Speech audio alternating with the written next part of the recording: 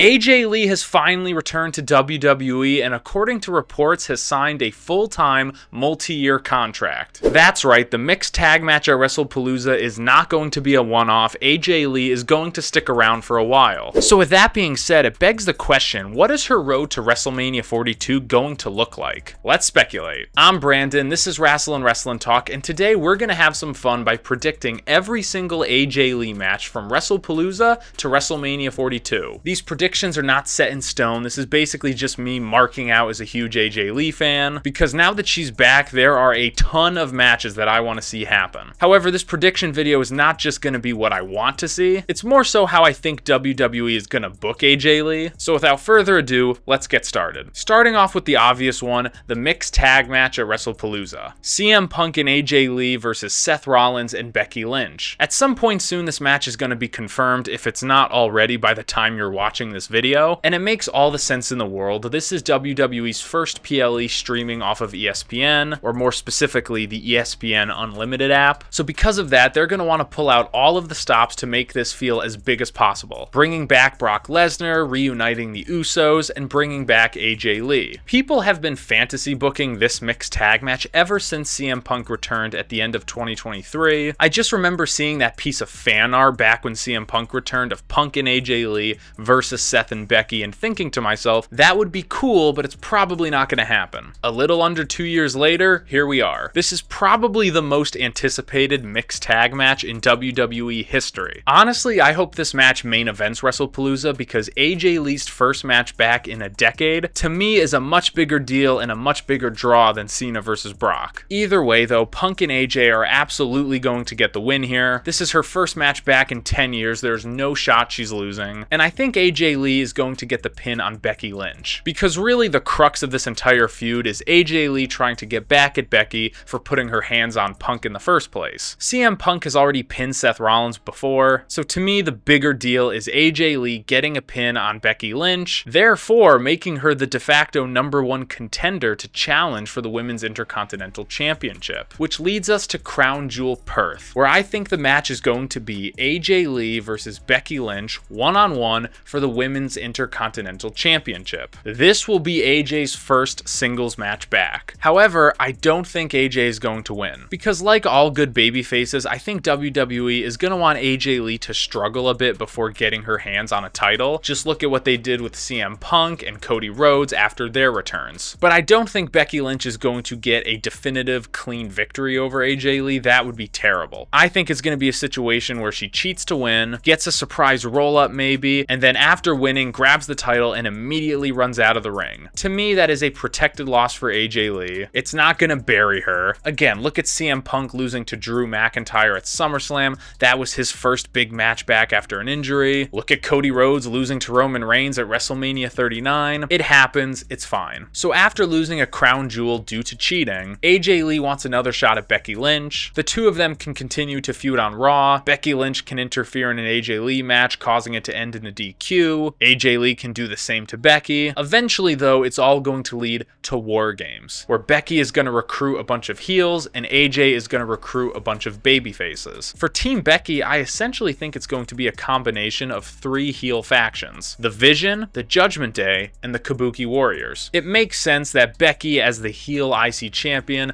will go out and recruit the Judgment Day, who are heels as well. And by the time we get to War Games, I think both Asuka and Kairi are definitely going to be heels, or at the very least, Asuka will, and then she just talks Kairi into doing it. I also think it's highly likely that by the time we get to War Games, Asuka is the Women's World Champion. Because whether it's Io or Stephanie who wins at Wrestle Palooa, I could see Asuka dethroning either of them. So the heel team leading into War Games is going to be Becky Lynch, Roxanne Perez, Raquel Rodriguez, Asuka, and Kairi Sane. So joining Team AJ, I got Rhea Ripley, Io Sky, who has been in every War Games match since it debuted on the main roster, Stephanie Vaquer, and Nikki Bella. Rhea, Io, Stephanie, and Nikki have already tagged together on an episode of Raw. Nikki Bella has said in interviews that she would like the four of them to be a part of a War Games team together. So to me, that says that WWE has probably already talked with Nikki Bella about War Games. And from a story standpoint, I think it makes all of the sense. Io and Rhea are going to be feuding with the Kabuki Warriors, I think. By the time you get to War Games, I think Stephanie is probably going to have some problems with them too, assuming Asuka interferes in the Wrestle Palooza match. And then you have Nikki Bella, who has some unfinished business with Becky Lynch after Clash in Paris. To me, it just makes sense. In terms of who's winning, obviously the babyfaces. Other than the Bloodline that 1 year, heels never win at War Games. So the babyfaces win, and I got AJ Lee getting the pin on Becky Lynch. However, it could also be Io Sky getting the pin on Asuka. So that is how I would book AJ Lee for the rest of 2025. To me, all of those matches kind of write themselves. Becky Lynch is going to be her first big feud, and they're going to have a bit of a trilogy of matches. The mixed tag match at Wrestle Palooza, one-on-one at Crown Jewel, and War Games. So after War Games, I think AJ Lee is going to wash her hands clean of Becky Lynch, and going into the new year, she wants to win a world title. So for the first time ever, we are going to get AJ Lee entering the Royal Rumble. And honestly, I think she is a front runner to win. I also think during the Royal Rumble itself, we are going to get a few major returns, namely from Brie Bella and Paige. And then hopefully you can get a moment where Nikki Bella, Brie Bella, Paige, and AJ Lee are all in the ring together. To me, that would be awesome. When it comes to AJ Lee though, I think she is definitely going to make it very far into the Rumble, probably the final five, but unfortunately gets eliminated by none other than Roxanne Perez. Leading into WrestleMania 42, AJ Lee versus Roxanne Perez would tear the house down. The two of them are real life friends. Roxanne has called AJ the GOAT of wrestling and the reason she got into it in the first place. When I look at the online chatter, I think this is the match that fans are most excited for. You could even do it for the Women's Intercontinental Championship. All you would need to do is after War Games on either an episode of Raw or Saturday night's main event,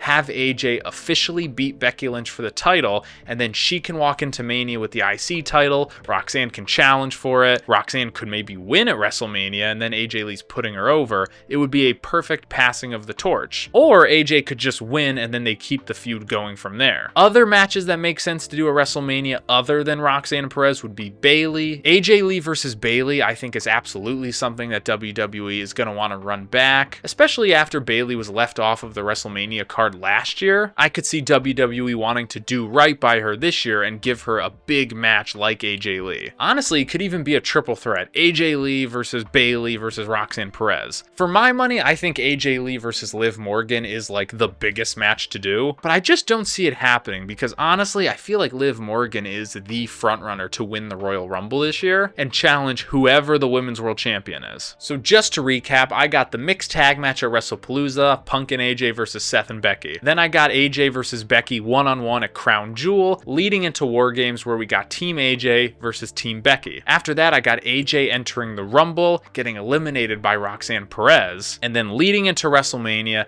AJ Lee versus Roxanne Perez. But that's it. That's how I think WWE should book AJ Lee's return from now to WrestleMania 42. What do you think? Comment below, let me know, and I'll see you next time. Bye-bye.